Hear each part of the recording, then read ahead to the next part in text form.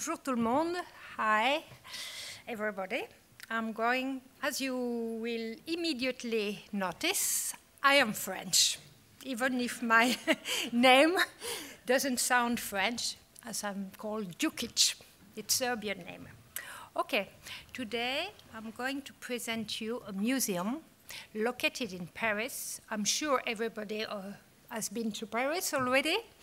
It's in the 6e arrondissement, just in the, well, few meters from Saint-Germain-des-Prés and Saint-Sulpice and the Jardin du Luxembourg, Luxembourg Gardens. Okay. It's a very curious museum. You have stacks of books and dictionaries that share space with dozens of digital screens. It's very cozy and quirky altogether. You have words in many languages and alphabets that adorn the walls.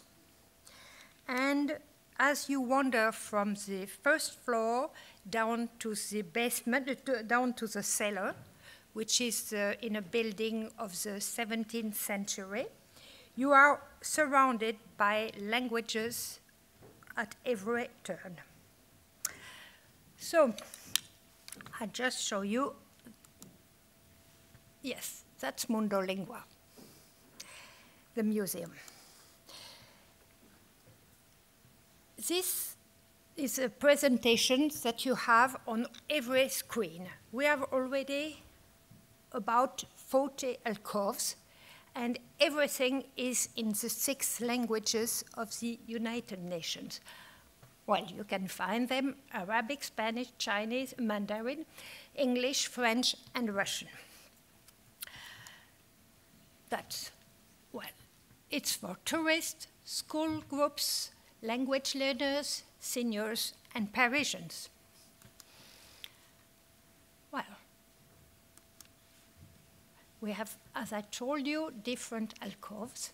I will tell you, they are made from 6 pallets, joined together, screwed together. And the screens can go up and down. It's fantastic. So we have 5 continents. We have the continent of language on the upper level. That's the ground level. Just I show you. We have the continent of learning.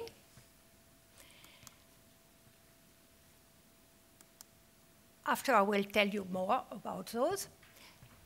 In the stairs, we have our Tower of Babel. Downstairs, and you have also at the intermediate level, the micro-cinema. We have 3 seats and a half, not 4.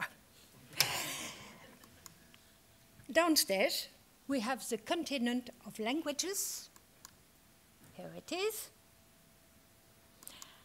We have the continent of playing with language. That's right. And then the continent of new technologies. Here it is. Now, it's not me.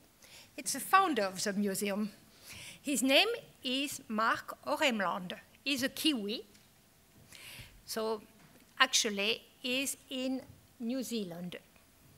He's having part of his time is in Paris, and part of his time is in New Zealand. Why? Because he has to earn money, because the museum itself is not rich. We have not so many entries, and that's why. So let me talk about Mark. Mark, he landed in France from his native New Zealand in 1994. He always had a fascination for languages and the science of linguistics. He was a very slow student. He stayed 15 years to have his degree of linguistics. I'm sorry, but I'm sure you would be better. He studied in is a subject in the University of Paris 5, René Descartes, which is a very famous university for languages. But at the same time, he was running an agency, a tourist agency for Australia and New Zealand. The idea of making the somewhat unknown and ivory tower subject of linguistics to the general public in the form of a dedicated fun space came to him in 1990s. And with a bit of moral support from various sources, he sold the travel agency and launched the Mundolingua project. He has other interests, of course, such as ecology and music, classical music. He himself plays the alto. And all things old, of which language is undoubtedly the champion. People often ask where the idea of a language museum came from. It's fairly simple. About 20 years ago, he looked for one, and when there was nothing found, he thought that he would have to make one himself. There have been numerous plans, ambitious ones, such as in London, in Berlin, in Barcelona, but they all seem to have blown over. Perhaps because his project was so small scale, it has seen the light of day. It's important to note that there are numerous other museums around the world, but they are all, well, nearly all, they're about the languages of the country, like the one, a beautiful one in São Paulo, about the languages in Brazil. However, our knowledge there is no other museum devoted to the globality of language. There was one in Washington, D.C., the National Museum of Language, which now remains in virtual format, and there is currently an ambition plan to open Planet Word in the next few years in the same city. Now, we are going to talk about the prevailing principles. The most important aim of the museum is taking linguistics to the general public. In French, le grand public, the widest possible audience, down to the ivory towers of the universities. It had to be fun. Initially, we called it Word of Languages and Linguistics. But people were coming in and asked if we could give classes of Swahili, of Pearl, or anything. So we had to change the word. So we have to move back to the term museum. Perhaps the word is changing, and we hope we are contributing to that evolution. Now, recycling and use of resources. Where possible, we try to use existing materials rather than create brand new things. This is financial good sense, of course, but gives a certain style. The 40 or so alcoves are composed of 6 joint palettes, as I said, which enable things to be easily changed, while at the same time providing 3 dimensions, space for displays. We very much designed the museum to fit around the available space rather than put everything on a plan and build according to that plan. For example, we had a sealed well with a prison-like grill in front. So we were thinking what can fit inside, and we decided to put the Enigma machine. It's in the codes section. we have an Enigma machine. Everybody of you know what it is, I'm sure. We designed it all to be mobile in case one day we find a bigger, better space to shift to. However, we seem very much attached to the place, which, dating from about the 17th century, is in itself one of the attractions. So, most of the moving is happening as the museum itself evolves on the spot. There are all sorts of objects and machines that can be looked, touched, and tried out. Now, it's suitable for all ages. Well, we don't like children under 7 to come because they are touching everything, well, but, and breaking everything too. But anyway, well, from about 7 upwards, and all levels, namely, people who want to come in and sadly just spend 10 minutes, as some tourists do. Well, they want to see 5 or 6 museums in a day in Paris, and so they run from each to another one. And people who want more details, I've seen someone who stayed 3 days, and she said, oh my gosh, I haven't even seen half of the museum.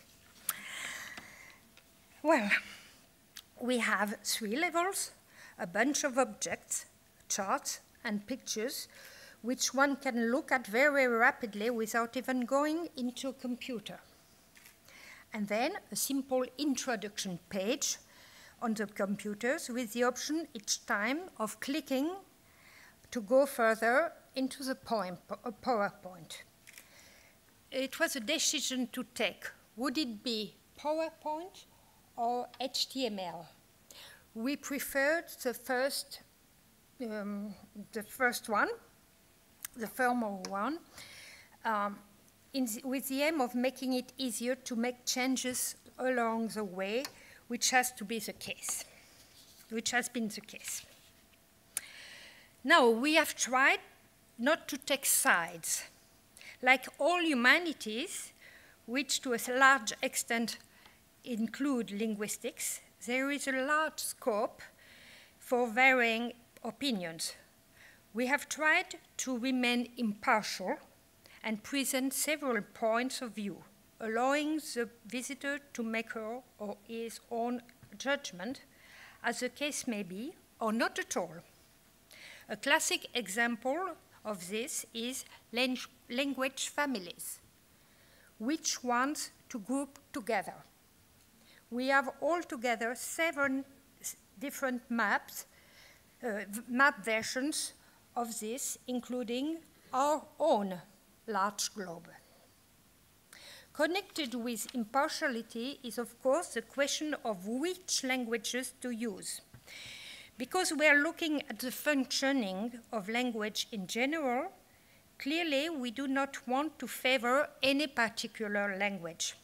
So we have nothing on any specific language unless they have some specific feature worth commenting on, such as Japanese, that has numerous forms of address compared to the 2 forms, familiar and formal, found in most European languages. For example, in French, we have tu and vous. In English, you have only one, you. So the question arose, how would we transmit this information? And the safest, most neutral solution was to take the 6 official languages of the United Nations, and which is exactly what we did. Of course, Germans and Italians and Japanese, for example, wonder why we do not present their languages. Where would it stop? For roughly, we have roughly 1,000 slides of PowerPoint. You can imagine the cost of the translation. We did build a German giant Scrabble set in order to reply to complaints, because we had complaints from German teachers with their school groups. Probably never used yet, but at least we can say we have it there. Another serious challenge was, of course, space. The heart of Paris is not cheap. And so we have only 170 square meters in total.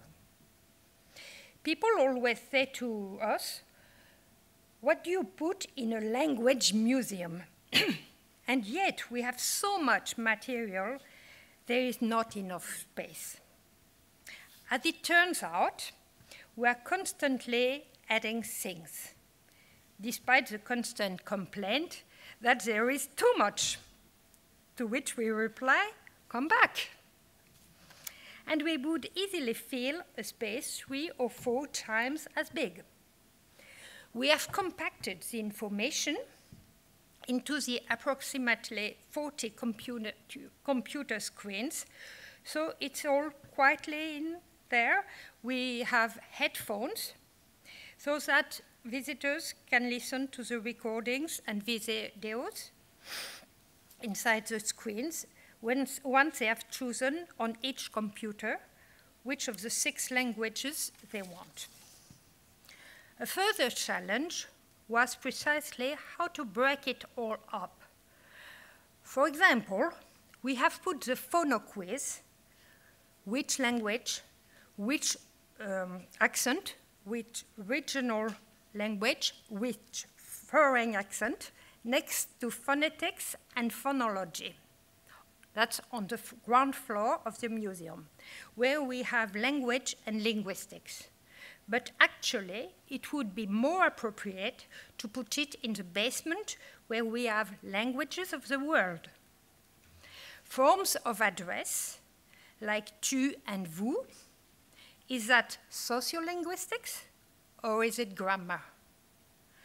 So we had to make arbitrary decisions, but fortunately, we had no scientific committee, so decisions of this nature took days rather than months. I forgot to tell you that this museum was opened only 4 years ago. Now, the target markets. We have 5 main groups, each with their own marketing approaches, which we are still learning about. Though, of course, marketing is usually very closely tied to funding. And when there is not much, one has to be creative. Well, the first group is the tourists.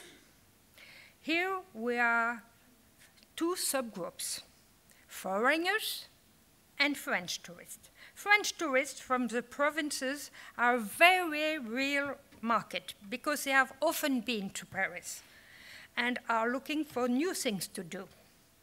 The foreigners will obviously not come to us on their first visit to Paris unless they are particularly interested in language, like yourselves. But there are many foreign tourists that come quite regularly. Targeting these people via websites and guidebooks and tourist offices is a constant challenge. Now the school groups.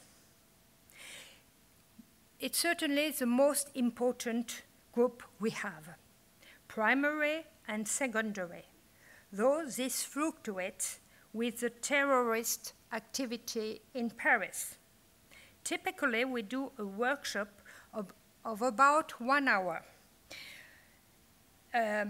Upstairs, for half of the group, about 15 children, typically, out of class of about 30, and the other half is downstairs with a questionnaire to fill out, which we ask the teachers to print out in advance. After 1 hour, they swap the 2 groups over.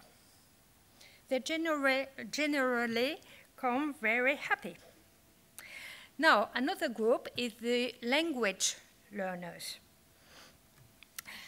And this group, we can break it into another three subgroups. Those actually studying linguistics. The students should be familiar with the content of the museum. What is new for them is the way it is presented. Anyone learning a foreign language, and now students that come to Paris to learn French, were only a stone's throw from the Alliance Française and the Institut Catholique, but it's proving to be extremely difficult to break in there. And now the Parisians, those wanting to do something a bit different on a weekend, for example, having done all those classic things like the Louvre and the Sacré-Cœur. But I will tell you that our museum is open.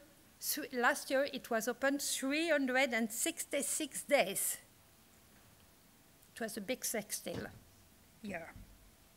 Now the seniors, there are hundreds of groups of retired folk, often in the form of associations, and Mundolingua is an ideal place for them to come to. The challenge is simply finding them and breaking in to that target market. Now, existential challenges. In a perfect world, we would like to finance everything from the entries. But even in the best of times, that hardly ever works in museums. And when you add terrorists to the equation, it becomes much harder. The two largest groups dry up, tourist and school groups, and even months later, the school groups are mostly obliged to take private than rather public transport, which costs them about 5 times the price. Despite this, in the year following the Bataclan attack, we actually managed to increase annual revenue by about 7%, but we are still about 20% short of balancing. We have had a few most welcome one-off gifts and sponsorships, partly through spontaneous generosity and partly through an agency that looks for sponsorships on a purely commission basis. This has yielded also 1 or 2 government culture subsidies, although the subsidy barely covers the cost of producing the extra paperwork required to obtain the subsidy.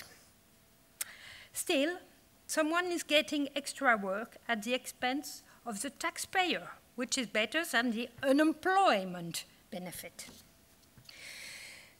We dread the various building requirements that are starting to appear, mainly for handicapped people. And we will never have a lift. But being in an old building, there are all other challenges, including bits of ceilings that fall off, stone, and leaks from the people living upstairs, above. Having our own building, as we originally wanted, would not necessarily stop leaks, but would make repairs much easier rather than going through the building manager. These are always technological challenges. Computers and screens have a life of about 3 years. So now that the museum is over 3 years old, we are sort of on borrowed lives.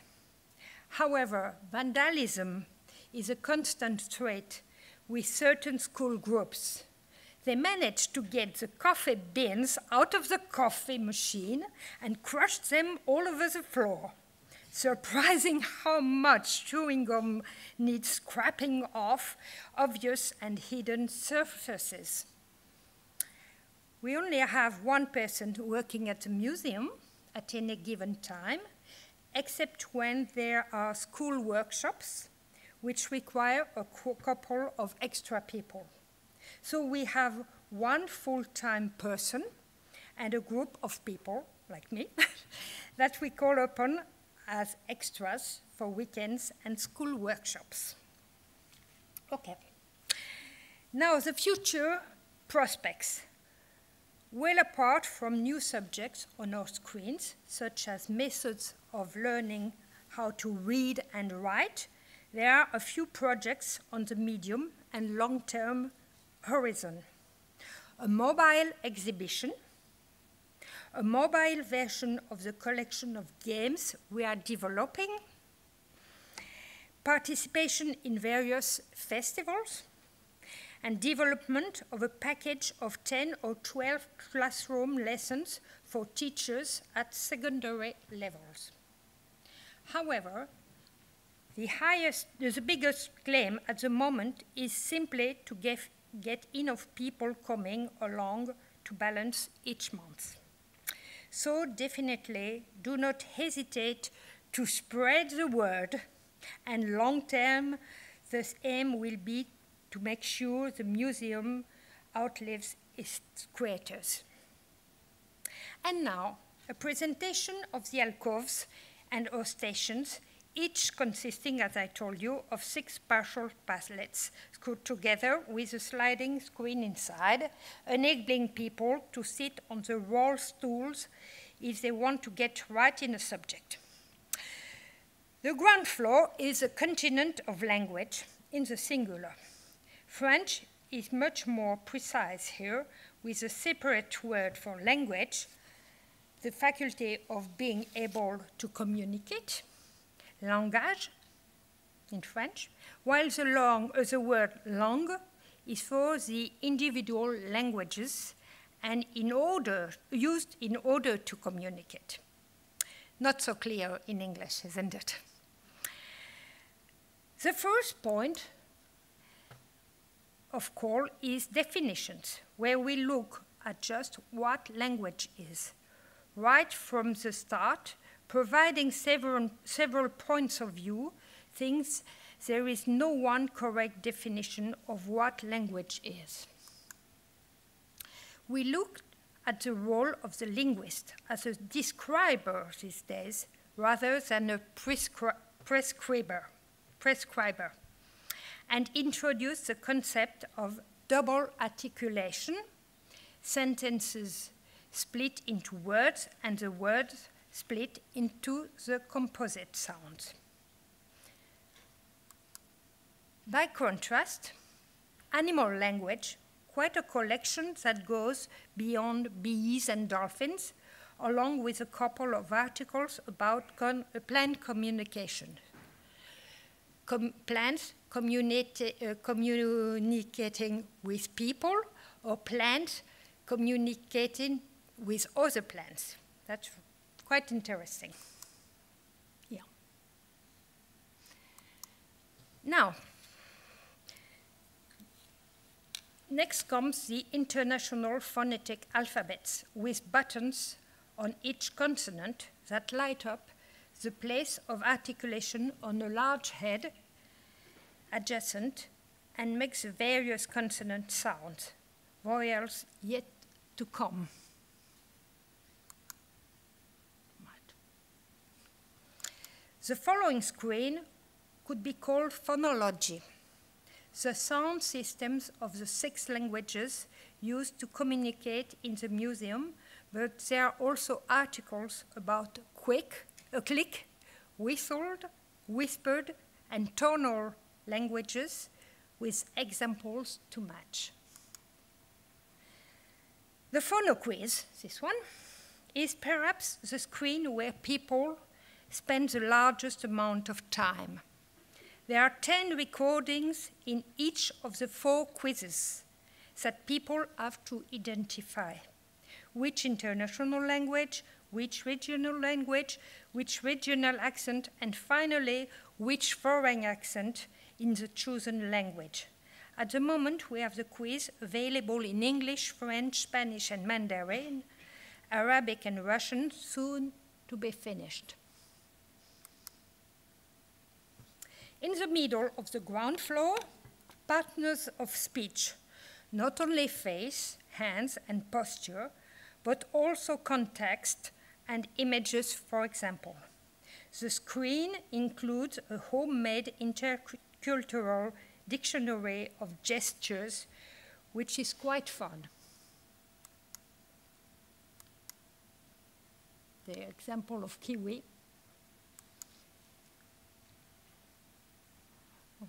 Now, on the meaning and semantics, with some fairly cerebral stuff, but also lighter subjects such as onomatopoeias, animal sounds in various languages, a bit of thinking on concrete and abstract. And in the window, we look at brand names that have entered into the vocabulary, such as Hoover, Xerox, Kleenex, and so on. That brings us to the, no, it's not this one. Oh, yeah. That brings us to the fairly rich area of words, with subjects such as the professions of translators, lexicologists, interpreters. There is a Calepini on the left, dictionary from Latin to 10 other languages dating from 1594, and a rather amusing article about Marco Renlamb, the founder of the museum, put through Google Translate 5 times, going through each of the museum official languages, which of course comes back as a bit of gibberish. Long live human translators.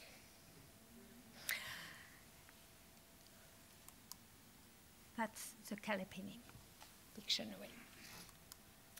Now, that brings us to the fairly rich, the other fairly cerebral area is, of course, grammar. But here again, we have games and a collection of 3D items to brighten it all up. A sentence breakdown à la Chomsky, here you have, with noun groups, verb groups, etc., and a more European approach with little wooden blocks here for breaking sentences down into their constituent parts. For example, le in French is article.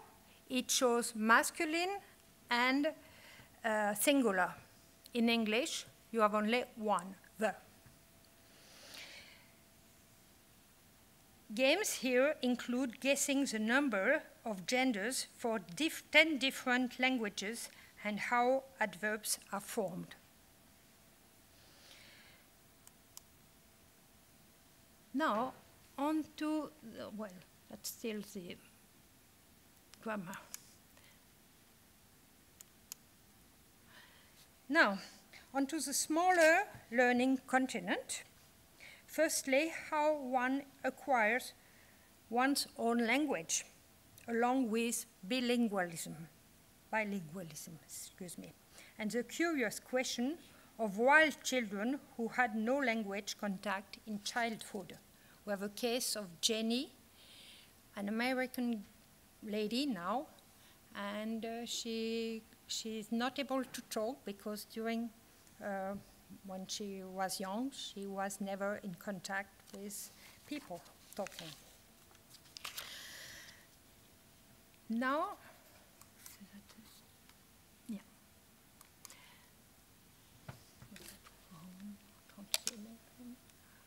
Yeah, that's a case. Oh, and we have the case of Victor or Aveyron, and it's in a film, L'Enfant Sauvage, the wild child. And now, we have the alcove of the problems in the brain from birth, from external accidents, and from natural accidents like strokes. And above all, also, when you are a bit drunk, we had experience with half of the people drinking and half alcohol, of course, and half of the people not drinking alcohol. It was rather fun. Now, we have learning foreign language is probably the favorite spot for the polyglots. We look at various methods. Still think the best one is the romantic one. False friends, hyper-polyglots, does that exist in your word? And some statistics about second language learning. We have a mini library full of all sorts of subjects relating to what we have in the museum. All of this is surrounded by newspapers on the wall from different alphabets around the world. And now we have also a computer with, where you can listen to more than 1,700 different languages. And now, yes, that's another alphabet. And now we head down to the Tower of Babel. The staircase has 7 different reproductions of the famous tower, plus our own full of vehicles of language, both spoken and written.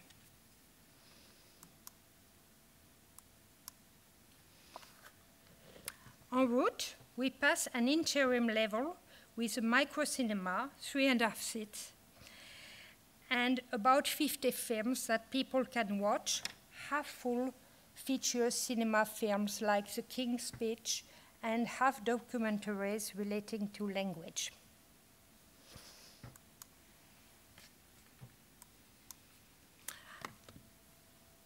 In the cellar, at the bottom, we hit the continent of languages, plural, starting with origins and myth, a collection of ideas how and when language began, and 7 short videos of explanatory legends from other cultures, where language came from and why there are many. Next alcove. It's about the aspect of religion, the good and bad things that religion has done for languages and linguistics and sacred languages. The pillars and the ceiling, as you see, of our basement has 8 different trees of language families with thousands of leaves. We don't have all languages, but lots of them. It's surprising how empty the Indo-European tree looks in comparison to the others.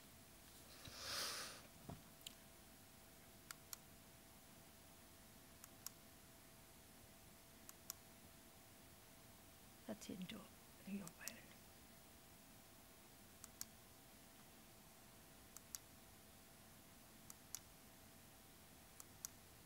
And now, we have a section of etymology and the ancestors, and another one on research and findings, which is a nicer way of dealing with ethno-linguistics. This is where we have our life-size copy of the Rosetta Stone. Here it is, from the British Museum. In the same area, we look at linguistic imperialism and policies along which endangered languages. A small alcove deals with sign languages. Lots of people think there is only one, but in fact there are about 100 of them. Then languages of the world.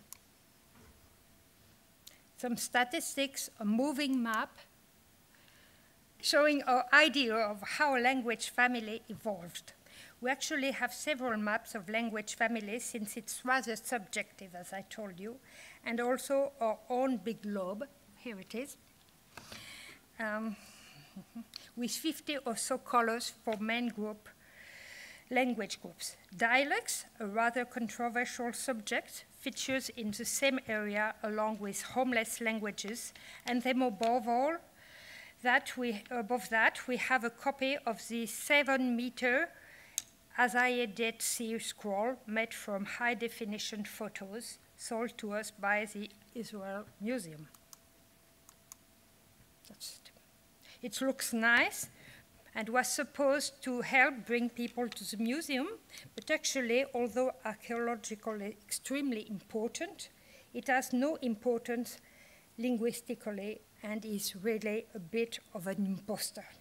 Still, it's there to stay. On the other side of the central platforms, we have sociolinguistics. The variation is not due to geography, but to social factors such as sex, income, and age. We looked, I'm sorry.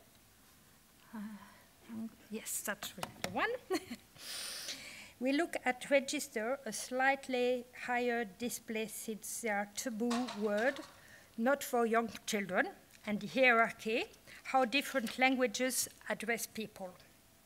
We look at the sources of taboo words, sex, excrement, animals, and religion, which seem to work in many, many languages. After, a small alcove devoted to the alphabet of the blind. Is it here? No, that was a taboo word. Maybe, yes. Braille, with accompanying machines and books. We get right into the writing sections, alphabets of the world, things we actually write on. Calligraphy, yes, well, calligraphy, graffiti, stenography, and graphology, which is still used occasionally in France. I'll show you this. From here, we move to the continent, playing with language. Yes. A weird and wonderful collection of subjects that did not fit in elsewhere. There is a couch to relax with a myriad language games in several languages, and our own Scrabble on a 2-meter by 2-meter carpet. We made the blocks to go with for each language, except Chinese, of course. We even made one with French and English phonetic symbols, along with the German one mentioned. Invented languages deal mainly with Esperanto, but not exclusively. The lies section has a couple, a couple of lie detectors from the States and a small section on forensic linguistics, how language can be used as evidence to find and nail or free suspects. There are 4 small alcoves with humor, names, TV games, and proverbs.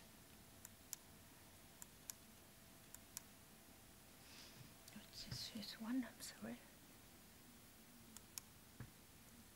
Now, invented, yes.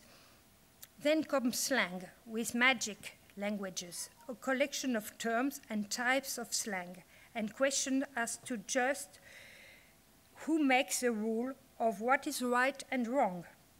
Slang is, of course, a fairly informal form of code, and that is the next station with our star piece, an enigma machine, that's right, used during the war by the Nazis to send their secret message.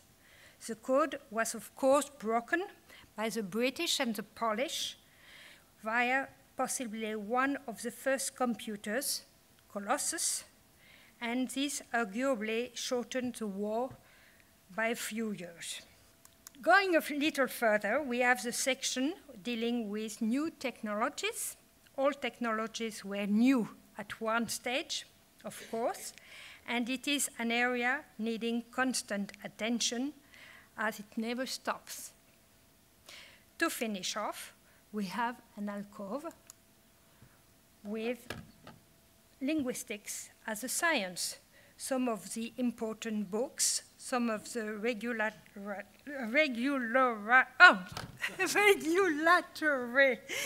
bodies, some of the magazines, and some of the courses that can be taken by those wanting to go further. Now, people often complain there is too much, and we just tell them to come back or take an annual pass. It is actually quite interesting to see how some people spend 20 minutes in the museum and some people spend hours and hours. To close this presentation, and within the technical constraint of the symposium, we will show, well, you can see a short video, the making of Mundolingua, if you dial https YouTube. Well, you just dial Mundolingua and you'll find it. That will be easier. Okay, and we have every month, on the third Thursday, we have a presentation, a conference, and we invite you to come and to listen to it. It's very interesting, and after we have a bit of, we eat some nuts, and we have a good wine, white and red wine. We are French. That's okay. Thank you. Thank you very much.